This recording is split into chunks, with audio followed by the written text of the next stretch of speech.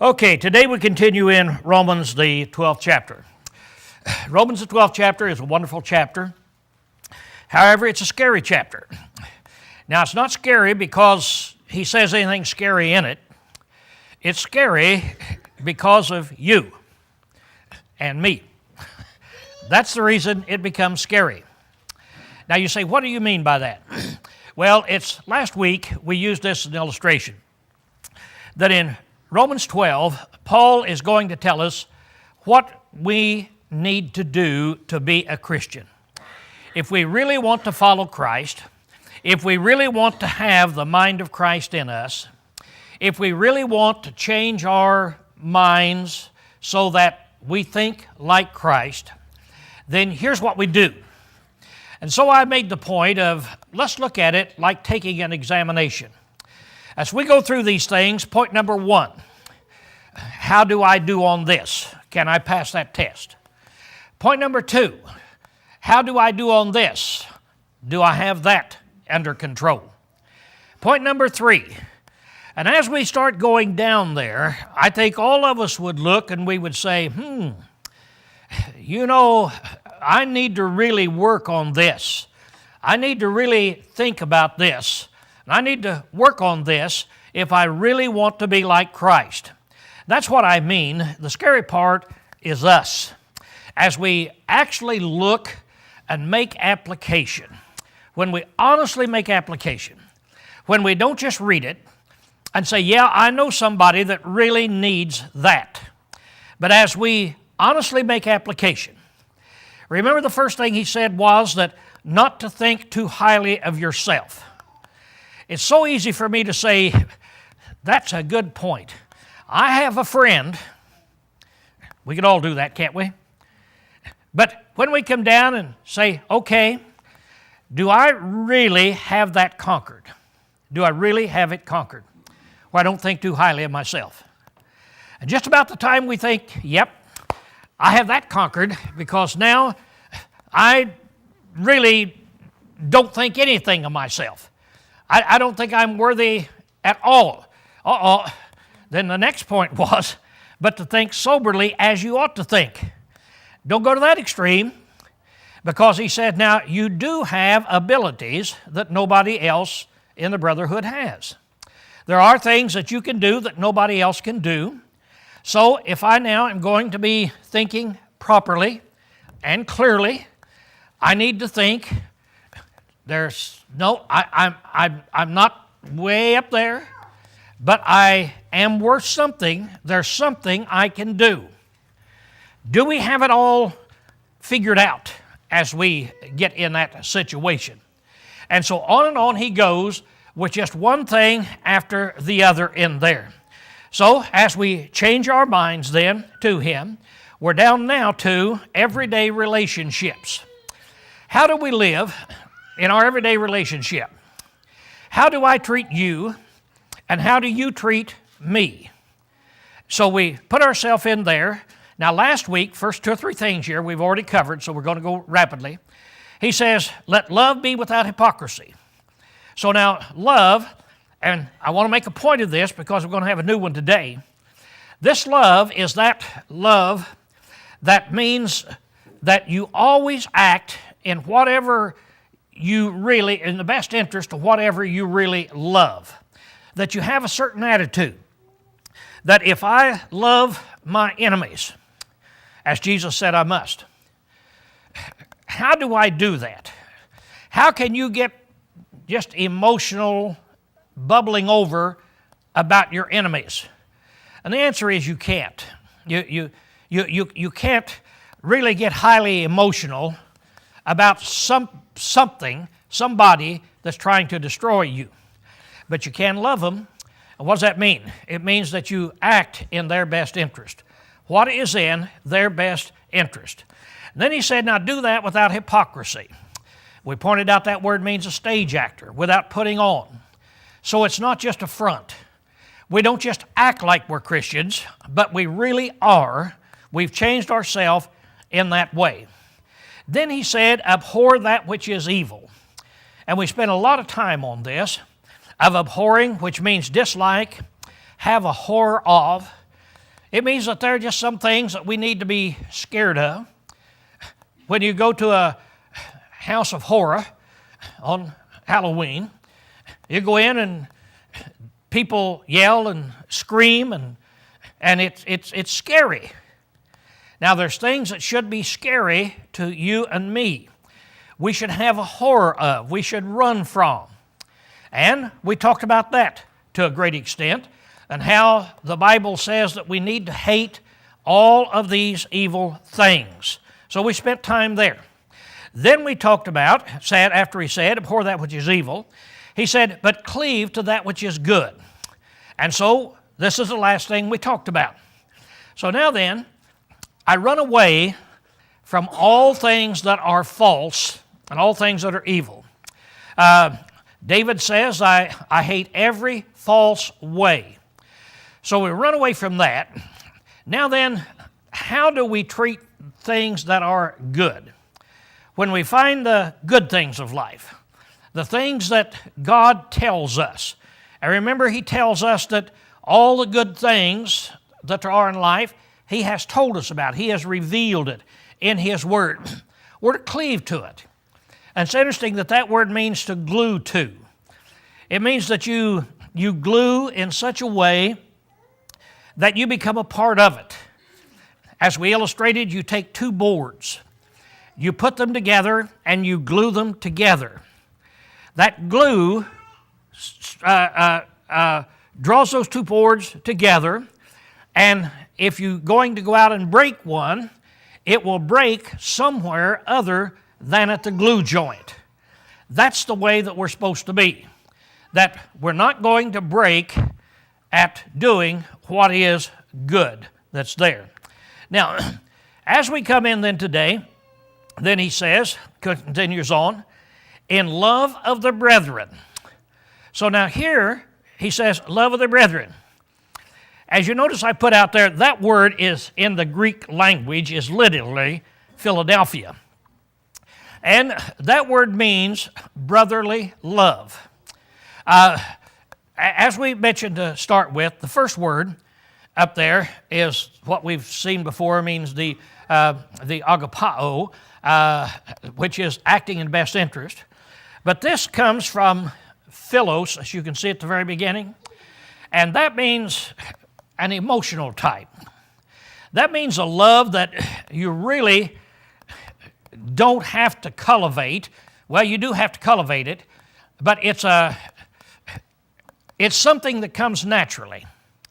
It's something that we just come naturally, and it is a love, the kind of love that we have for our families or for our friends and such as that. It says, in tenderly affection. Here, that word means loving warmly.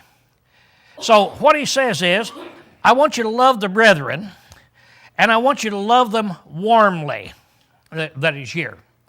I put down here, it's a mutual love of parents and children, or husband and wife, and it's where you tend to love. Now, all of us know that when a mother sees her little child, she just immediately falls in love with that little child. That's this kind of love. She doesn't have to be taught that. Now, the way you love your enemies, the other kind of love, you have to be taught. You say, well, what do I do? If the Lord said, love my enemies, what do I do? Because I really don't like to be around them. I really don't like it when they're cursing me. I really don't like it when they are hurting me. I don't have any warm feelings. How do I do it? So we have to be taught.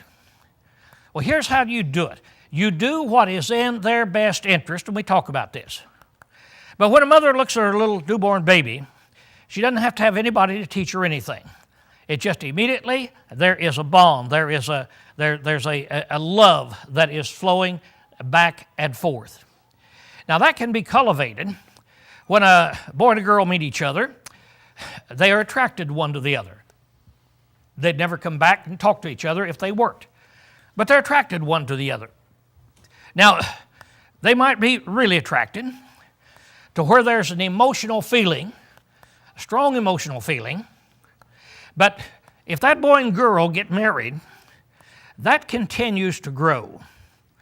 That continues to grow until later on in their marriage, they can say, you know, I remember back at the time when we were courting, or I remember back on our wedding day where we were so madly in love. We just so madly in love. We couldn't stay away from each other. And then you'll say, isn't it funny that that really wasn't love at all in comparison to what we have now?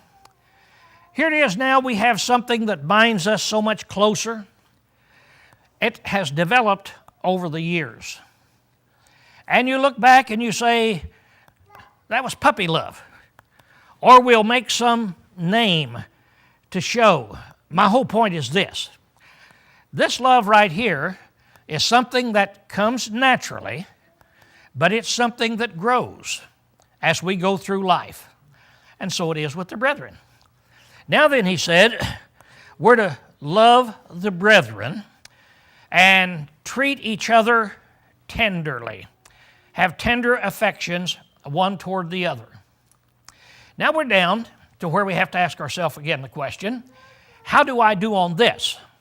As I'm checking off the checklist, how do I do now? Do I really have strong, tender feelings toward my brethren? Or do I just put up with them? Am I agitated with them?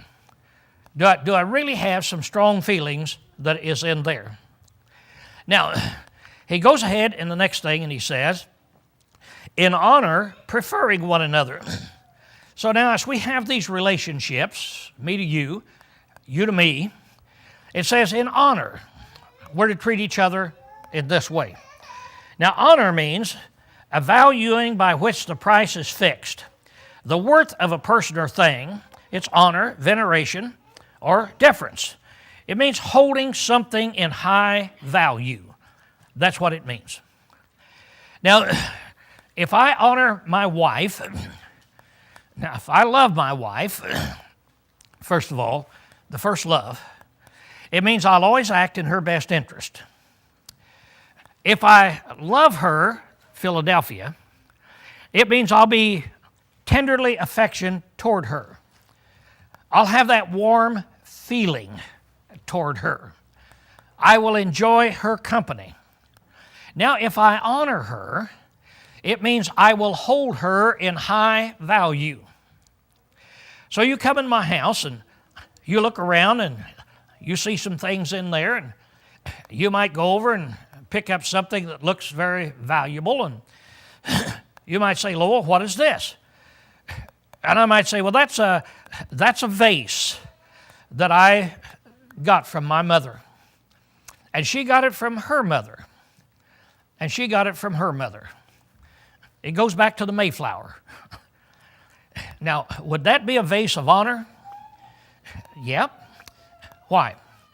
Because I hold it in high value. I'd probably have it in a glass case in there so that you wouldn't walk over and run into it that is in there. That reminds me of something that I just learned here the other day. If you saw the playoffs in the college football game, the number one spot, why they have this football and it's made out of several hundred crystals. It's just a beautiful, beautiful trophy, and all these crystals that are around it, just hundreds of them, just sparkling everywhere.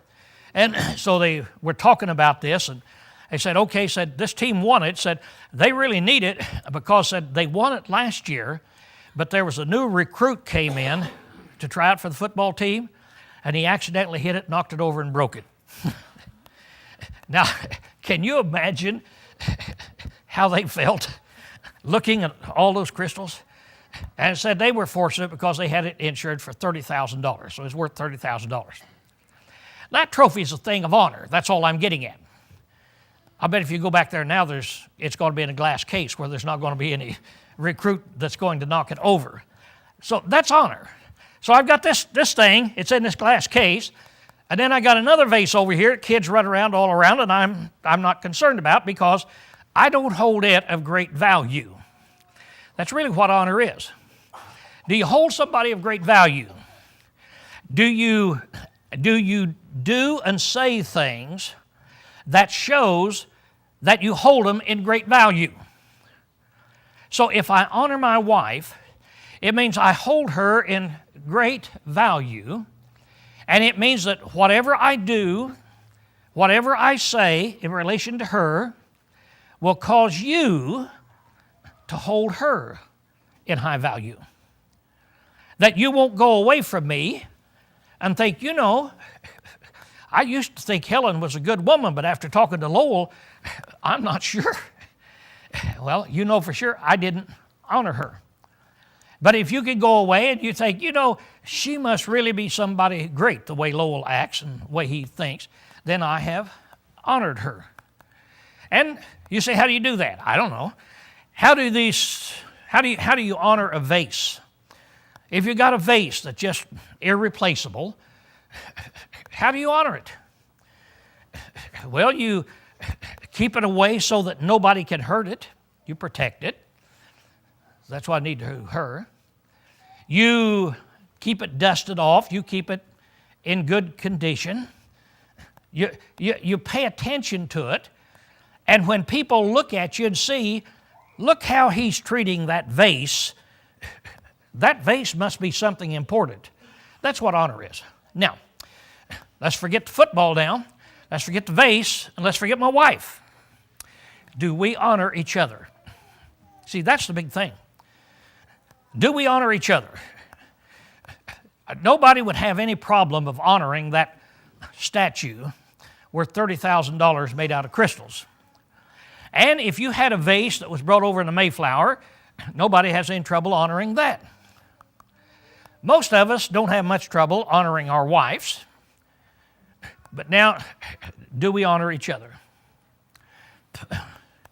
When we talk about each other and you go away, does that person think more of the brethren or less of the brethren? How do you honor? See? How do you treat? This is what Paul says. We're to have that relationship in the church where we actually honor each other. Now see, we're getting down to bedrock way of looking at Christianity. This is how Paul says it must be done. So what do you do if you honor him? Well, you prefer. It's preferring one another. That word means to lead. It means to go forth. It means proceed. To go further than is right or proper. Advance. So now, if I'm going to honor somebody, I go even, he said, as you're honoring them, go even farther than what you need to do in order to hold them in high esteem. Don't just do the bare minimum, but go on and preferring one another, going forth farther than what you would need to go. Then, the same idea is in diligence, not slothful. Well, the word diligence means to hasten, exert oneself, endeavor, zeal, earnestness. I think the best statement in there is to exert oneself is really what diligence is. It's to exert oneself. It's just the opposite of slothfulness, which means sluggish or slothful, slow-moving. If we're in here tomorrow repairing some damage here in the auditorium somehow, and 4 or 5 of us around, and we got a carpenter over here that he's working, and he turns around, he said, "Hey," said, "I need 3 2x4s."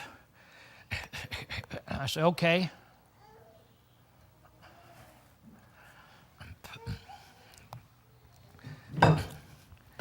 Just turned over my water. Didn't kill any computers. I don't think. Yeah. That's what slothful does for you. That's what I was trying to make. You wouldn't say, boy, old Lowell is really diligent, would you? But suppose there's another guy that says, okay, how many do you want? 3. Okay, sing. And out he goes and comes back in. At the end of the day, you look around and how would you characterize us? One of us is slothful. One of us is diligent. How you know? Because one of us exerts energy. So now, we exert energy in our service to God. And in our relationship, one with the other, we're to exert energy in having the right relationship to each other. It doesn't just come normally. It doesn't just come sitting around and waiting for it to come to you. But it's each person. I toward you. I try to exert energy to do this towards you. You exert energy toward me. And wow, how things seem to change. And what a wonderful relationship we seem to have when we do these particular things here. So, be diligent. Be diligent. Exert energy then in doing this. He said, and here, fervent in spirit. That word fervent means boiling point. That's a little definition. How diligent should I be? Well, fervent.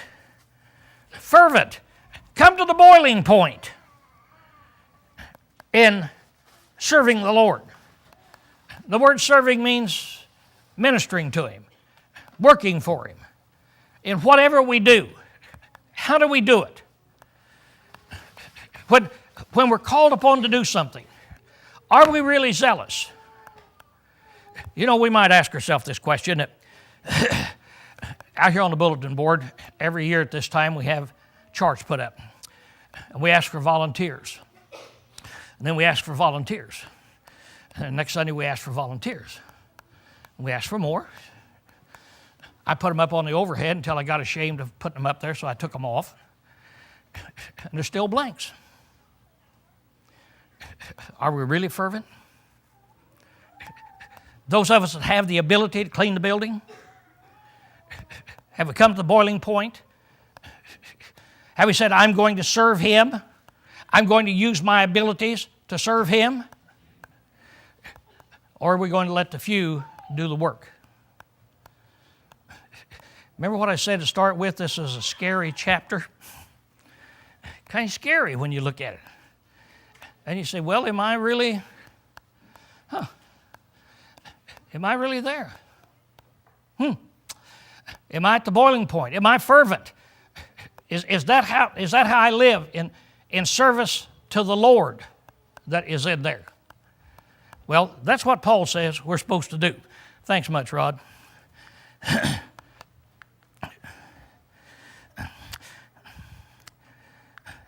Now then, Scott's not going to be able to preach today. I may have done something to this computer. Don't see how I could. I mean, by the case and all that's around it. Huh.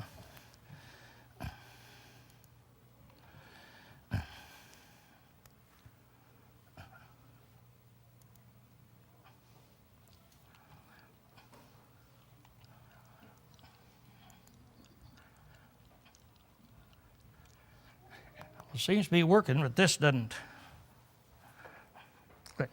Okay, the next thing then is rejoicing in hope. Rejoicing means to be glad. Means to be glad. That's the life of a Christian. To try to be happy in life. To try to be glad and happy with all the things that are going on around you. Thank you much. With all the things that are going on around you and with the brethren. Instead of being down in the mouth, be happy, be rejoicing. And rejoice in hope. Now that's an interesting thing. If I come in here and I'm really happy and you see me really happy, you'd probably say, Lowell, why are you so happy? And if I say, there's no reason. There's no reason. I'm just happy. You'd think something's wrong with me. If I came in and I'm really sad, Tears are rolling down my eyes, and you say, "What's wrong, Lowell?" I say, "Nothing." It's, wow, we got somebody here that has a problem. Now, if you're really rejoicing or you're really sad, there has to be a reason for that, or you have something wrong with you. Now, why would I rejoice? Why would I rejoice? Rejoicing in hope. It's because of the hope that is set out there before me. I'm not rejoicing because I already have achieved it. I'm not rejoicing because I already have it, but I'm rejoicing for what is out there in front of me. I'm rejoicing because I'm thinking about what we can have in the church, the possibilities we can have of how we can treat each other, how we can be totally united, how we can be happy and contented. That makes me happy to see that's what we can have. That's what we can have. You see, it's kind of like a football team. We see this every year, or any other sports team, it doesn't make any difference. If you see a coach that's happy, well, generally you go up and you say, what do you think about the team next year? Well, I've never heard a coach say, well, boy, I think next year we're going to have a good team because we've got such a good team now. Just think what we have now. We've just got such a good team that next year we'll win the World Series or Super Bowl, or never in my life ever heard that. But I do hear teams say, boy, next year I'm really looking forward to it. I'm really looking forward to it. Why? Hope. See, we've got these 3 sophomores, and these guys are going to develop and they're going to grow. And next year they will be really great players. And we got this freshman that's coming in. And we've got this. And they're looking ahead. And they're happy. Can't wait for next year. All based on hope. So we can be happy, whether people around us are happy or not. We can be happy because we have that hope. And of course then, even if everything should fall apart, everybody disappoints you, you still have hope.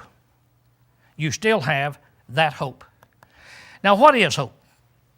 Hope is desire plus expectation. It's a happiness that you can have because it's something that you desire and something you can fully expect. So I can be happy with this group because I desire that love and camaraderie and unity, and I fully expect it, and so my hope then I can be happy. But if everybody would turn against the Lord, I still have one thing, the Lord, and I have hope. I know He'll not turn against me, and I know where I can be going. So, be happy. That's what it's saying. Be happy. Be contented. Rejoicing in hope. And then patient in tribulation. We've talked about this so much in our James class. Patient and there. Patient means to endure and bear up bravely. Persevere. Don't give up. It means when bad times come upon you, when bad things happen to you, don't give up. Just keep right on, because things will get better. Things will change. So just don't let the problems of life right now get you down. Don't let them destroy you. Keep on with that cheerful attitude. Remember hope. Hope. It'll be better. And then what do you do while you're in this terrible, painful situation? We all go through tribulations and horrible situations in this life. Well, be patient, bear up. Tribulation literally means pressing together. It means pressure or affliction.